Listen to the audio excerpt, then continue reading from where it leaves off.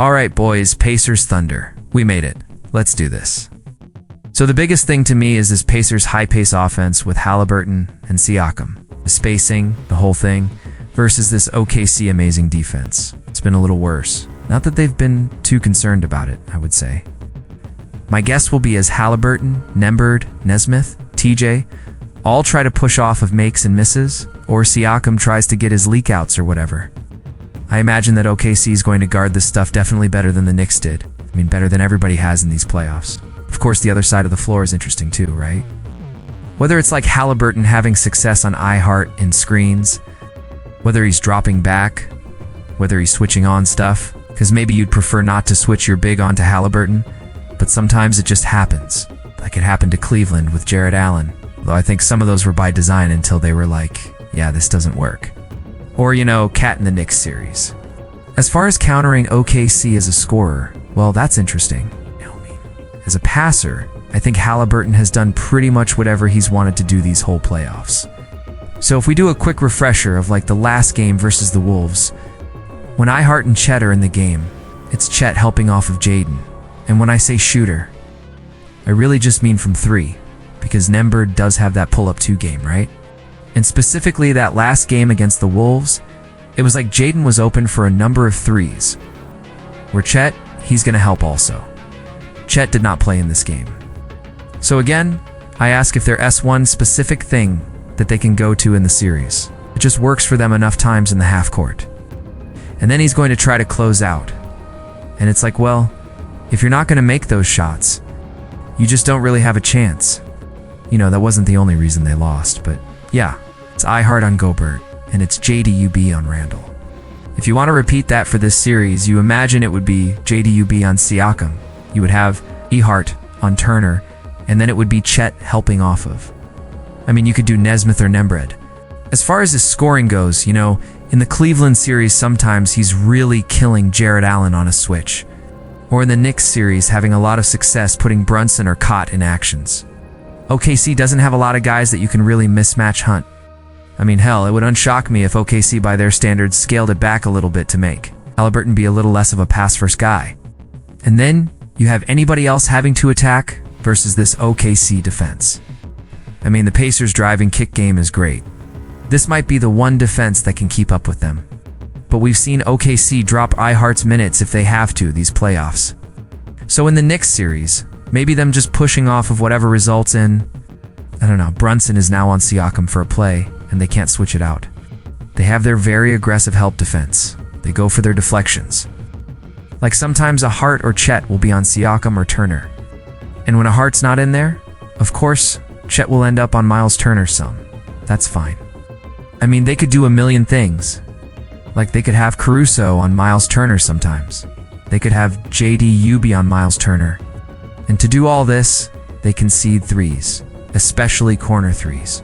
The Pacers have shot really well on corner threes these playoffs. Also, Haliburton just doesn't turn the ball over that much. He's averaging 2 turnovers per game in the playoffs. Yeah, he had 4 in the last one against the Knicks, but for the playoffs, it's 156 assists to 31 turnovers. I mean, I don't know what's going to happen, but it'll be fun to watch. Is it Haliburton or Siakam trying to get like one specific switch on the floor? Or maybe it's just putting SGA in actions as either Nembhard or Nesmith. Most likely he'll be on him the most. Just set little ghost screens or off-ball screens just to make him move. That's what I'll be looking for the most. It's not going to be as easy to find that type of stuff in this series, unless like Isaiah Joe is in the game, I guess. I mean, there are some things like if iHeart ends up on the perimeter after the Pacers push, or maybe Kassan, who is a great defender, but Siakam has a size advantage on him, I don't know. Casey in the regular season was 3rd in transition defense, according to NBA.com. Another thing too is while that pushing can sometimes just lead to baskets, it also can create mismatches. So that's the first thing. But yeah, the Pacers, they're going to get their transition buckets. Of course they will. The Thunder having better depth than the Knicks should help them out with everything the Pacers do as well. We'll see with Nesmith's ankle, and hopefully the refs just let both teams play physical. Of course there's a line, but hopefully it's just the same for both teams. I'll get to the SGA ref talk in a couple minutes here. Of course, OKC is going to play very physically. They're going to dare the refs to call some fouls. I am expecting especially Nesmith and Nembhard to match whatever energy the Thunder are throwing out there defensively. In the half court, I guess my question really is, is there one specific thing the Pacers can find that they can hit OKC with over and over again? This will be as Lou Dort or J-Dub, if it was a switch, or Kassan or Caruso on Haliburton fighting around screens beforehand. And so what if it becomes Haliburton just having to lean more on going to Chet on screens? But a big thing with this is OKC, they go for their turnovers. And so whether that is Haliburton and Siakam two-man game, Miles Turner pick and pops, Nembhard and Nesmith screening for him, whatever. As OKC's just reaching in and collapsing and daring skip passes and all that. Or daring you to make the pass behind you on the wing after you've already started driving. Haliburton should be more equipped than your average guy to deal with this. At least as far as making the right play, taking care of the ball, all that. But he has also had the games sprinkled in these playoffs where he just does unscore that much. Now, as far as matchups go, I haven't even talked about Chet that much. I guess would be Nembhard because he's not as much of a shooter as Nesmith. But also Nembhard.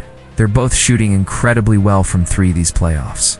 But through flow of the game and lineups, all the matchup stuff's going to get messed up.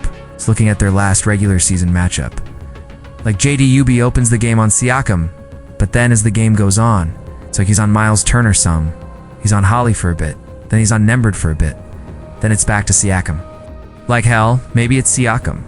You just gotta go cook one-on-one against JDUB a few times. There was one specific game in that Knicks series where he basically just made all of the tough 13-footers against OG or Josh Hart or whatever.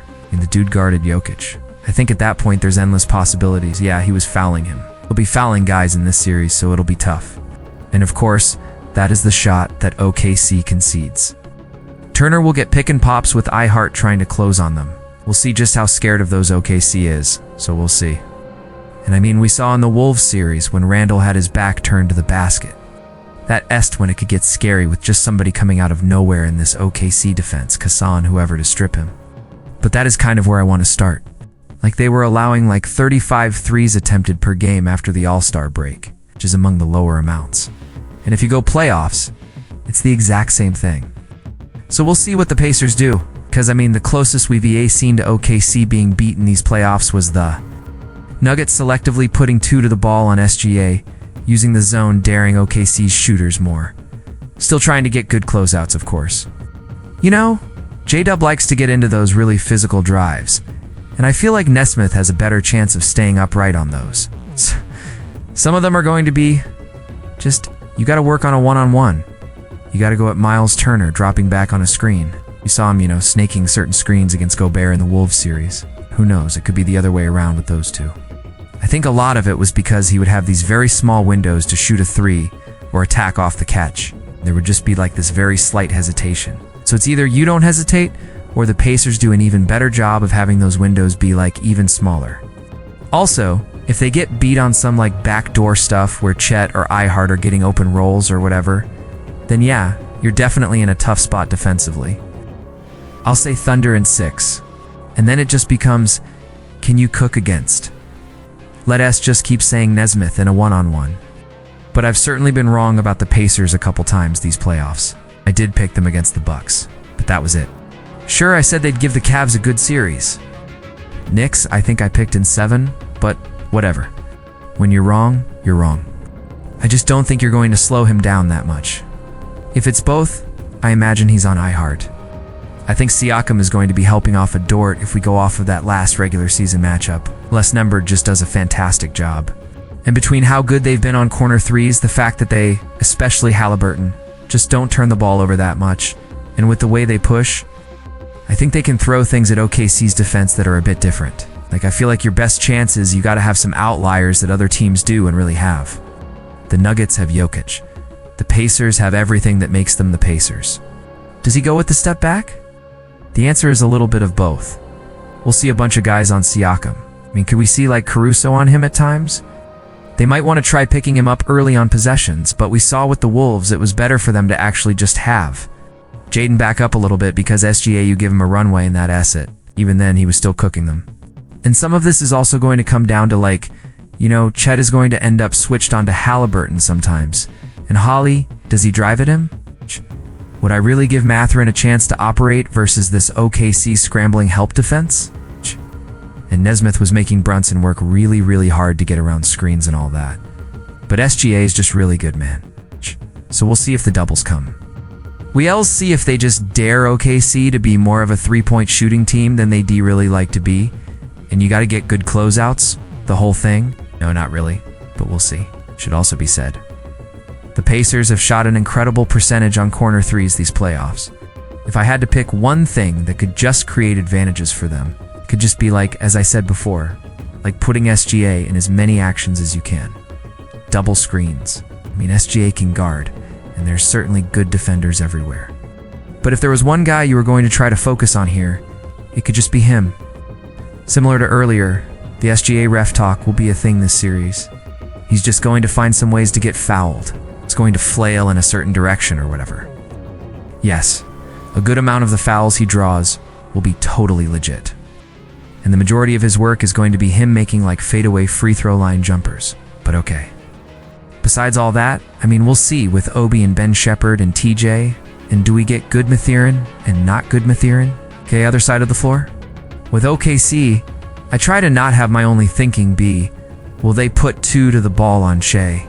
But the Pacers, I wouldn't say that they are the most willing to concede some more three-point attempts. I mean, between Nembhard or Nesmith, I'm going to guess Nembhard, but we'll see. Just really battling SGA as much as he can. But if SGA is going to be able to work one-on-one, or comfortably enough putting Haliburton in screen actions, or just going at Miles Turner, dropping back on screens or however high he's going to be up on screens, and okay, look, Nembhard did a hell of a job on Brunson in that last game. As far as J-Dub, I'm guessing whoever is not guarding SGA between Nesmith and Nembhard will be on J-Dub, which is why I more so picture Nesmith because, and as always with JDUB, like some of his opportunities are going to be off of extra attention to SGA.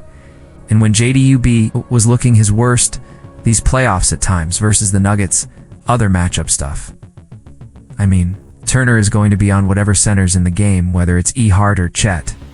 And again, we will just see how much attention is given or not given to some of these shooters between Caruso, who's been great from three these playoffs, Chet, Casson, Ehart, floaters, Dort, the whole thing. Anyway, who's my pick? I mean, it's OKC. You knew it was going to be OKC, but they've been awesome to watch these whole playoffs. But I'm still going to take Thunder. Anyway, if that'll do it, thanks for watching, and we'll see how this series plays out.